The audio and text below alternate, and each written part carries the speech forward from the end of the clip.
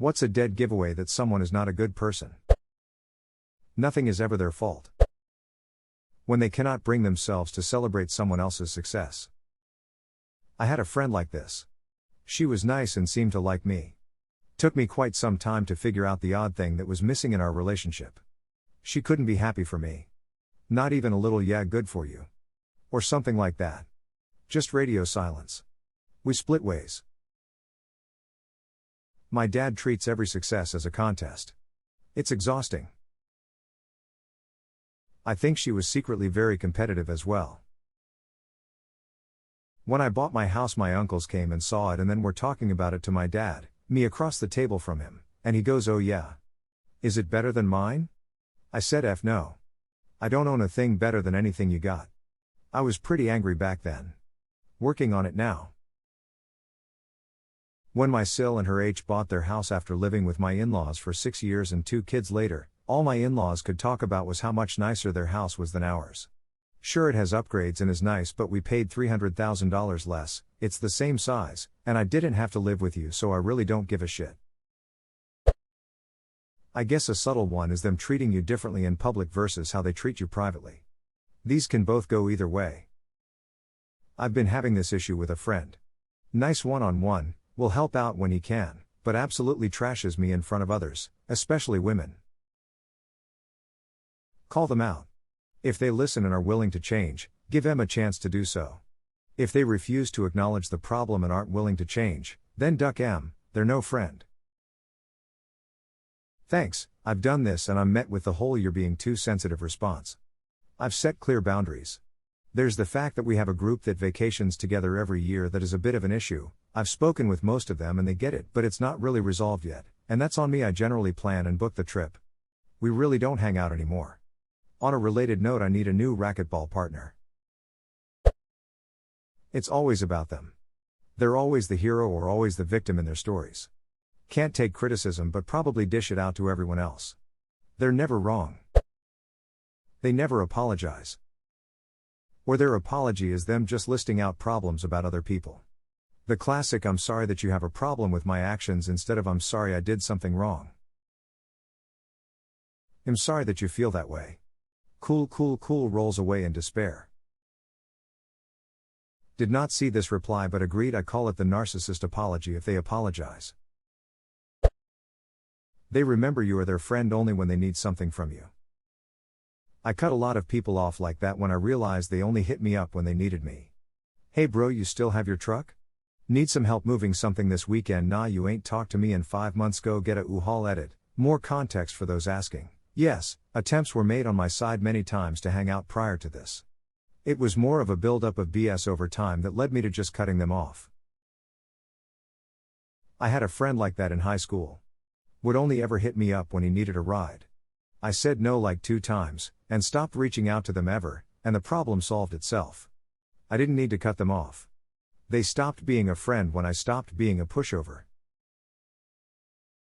I haven't heard from a friend of mine in over a year.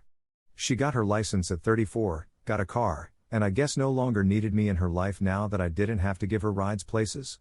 Sure feels that way, but we go back 25 years, so it's shitty to feel like someone would take advantage of a person for so long. Regardless, she did me a favor. I'm glad she's out of my life. If they brag about how they pulled a fast one on other people. As if to say how smart slick they are and everyone else is stupid. A former friend was a habitual liar. I thought he had a mental disorder or something because of it. Or he thought he needed to impress me with his lies so we could be friends. Then one day he told me he's such a good liar and has gotten so many things in life because he lies. He instantly got cut off. No contact for a year until I saw him recently at a mutual party. And still barely gave him the time of day. He was always using me. Good riddance. This is an indication not of having pants ablaze, but also of low intelligence. I guess at least a true con man does not reveal that they are a con man, or do they?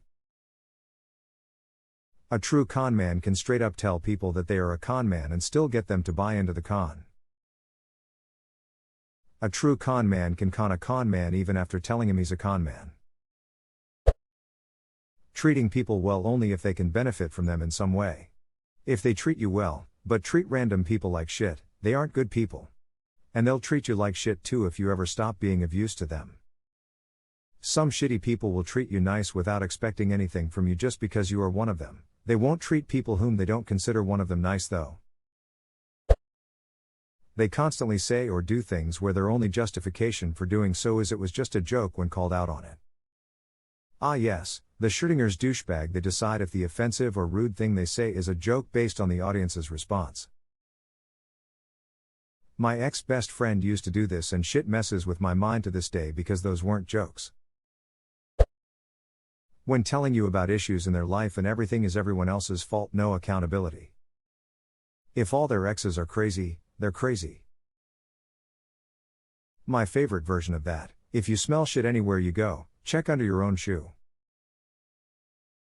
It wasn't my shoe. Frown, send pants, please. A lot of times they'll straight up tell you. Anybody who gleefully tells you I'm such an asshole or I'm such a bitch is usually not joking, even if they say it while laughing. How someone treats another person based on their job title. Anyone who treats a server, maid, garbage person, etc. like crap is just telling the world how much a piece they are. As a truck driver, I get looked down upon by some. Most of the time it doesn't bother me because of how much I get paid. I don't have a college degree and I make a decent chunk of change. I feel like I made a good decision and nobody is going to take that from me. When it does bother me is when I'm accused of being stupid. I get the whole thought process of why we're looked down on. I don't however get why some think we're all stupid. The trucking industry has just as many idiots as any other industry, but we aren't defined by them. The reason they're so obvious as opposed to other industries is because they're driving huge trucks. My boyfriend is a truck driver. I am an accountant. He constantly refers to himself as just a dumb truck driver. It infuriates me when he does that. Just because I chose a profession that required a college degree, does not mean I am smarter than him. Sure, I may be better with financial statements and taxes than he is, but I could never do what he does. Not to mention, Hess an avid hunter and outdoorsman. Should the zombie apocalypse ever happen, I know I'll survive because I have him. I wouldn't know how to hunt lattes. Everyone is smart and skilled in their own way, and no one's job makes them more or less important than anyone else.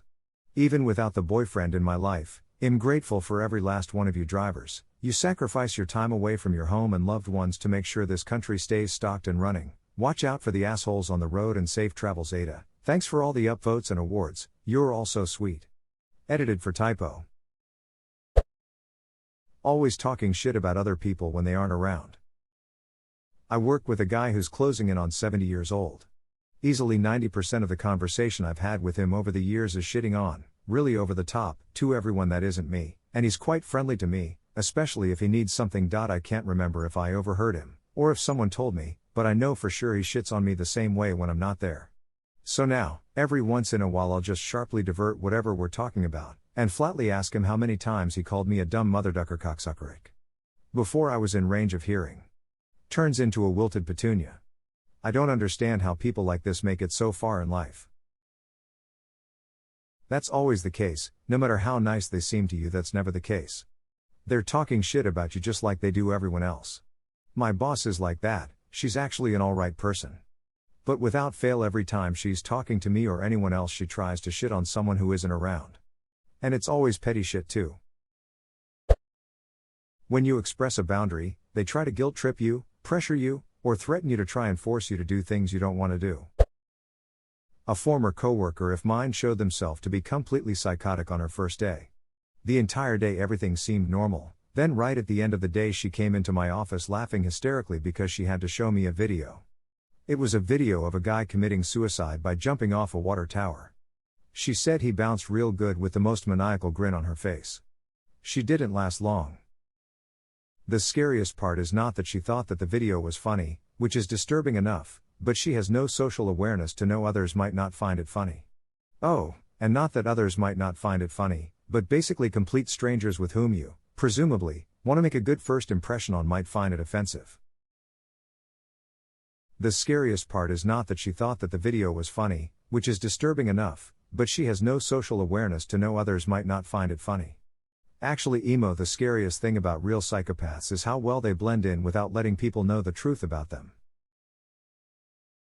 Yeah. I was thinking, this isn't even a good psychopath.